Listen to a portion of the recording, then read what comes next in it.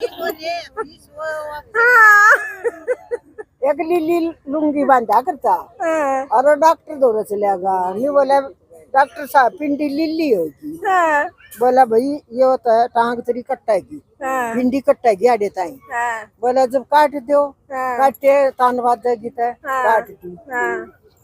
वह 10-5 दिन पाछे वह तो ठीक होगी वह दूसरी होनी थी वह लूंगी तो वह थी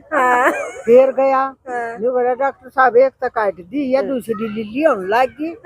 बोला भाई कोई ना या भी काट देंगे कट जाएगी वो पत्थर की ला दी आंडा उन पत्थर की तो सड़ता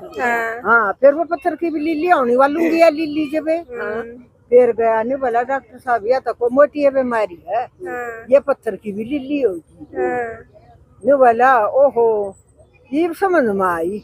ये लूंगी का रंग चढ़ दोनों पिंडी काट ली और जब उसकी समझ में आई